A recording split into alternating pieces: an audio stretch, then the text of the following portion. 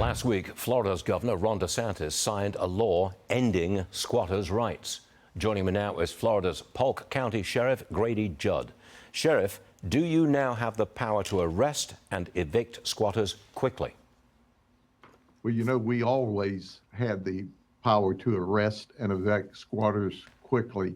There is a civil process that was in place in Florida and across the United States, and some jurisdictions just wouldn't use that.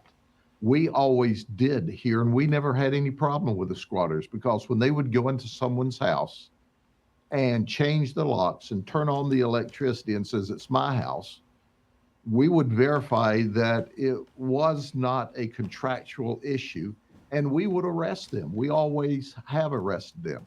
What our great legislature and our great governor did here was to take away any idea that you had to go through a civil process and it take months and months and months or maybe years to work through and you get your property back.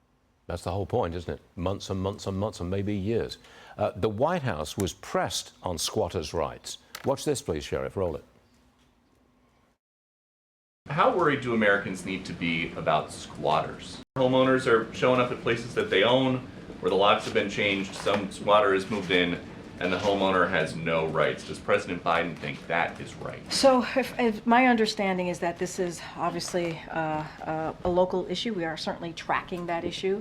The rights of property owners and renters must be protected, and we believe that ultimately what needs to happen is the local government needs to make sure that they address this and they take action.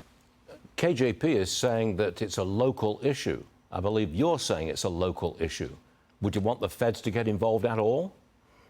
No, absolutely not. The feds need to take care of the federal issues. They're not doing too good with what they need to be dealing with. So you stay in Washington and you deal with international issues that are really important to us as a nation, and let us take care of the local stuff. That's interesting to me. It is inconceivable to me that any community would allow a squatter to take over someone's homes and tell them they had to go through a civil process. Well, when they go onto your property without permission, that's trespassing, burglary, theft, and all you have to do is man up or woman up as a police administrator and say, go arrest them and put them in jail once you validate the fact that there's no contractual lease agreements or legal agreement to sell. We've done that all along, Stuart. It's kind of obvious, isn't it? As a result, our crime's at a 50-year low. Excellent. Sheriff Judd, thanks for joining us this morning. We appreciate it. Thank you, sir. Have a good day. Take care.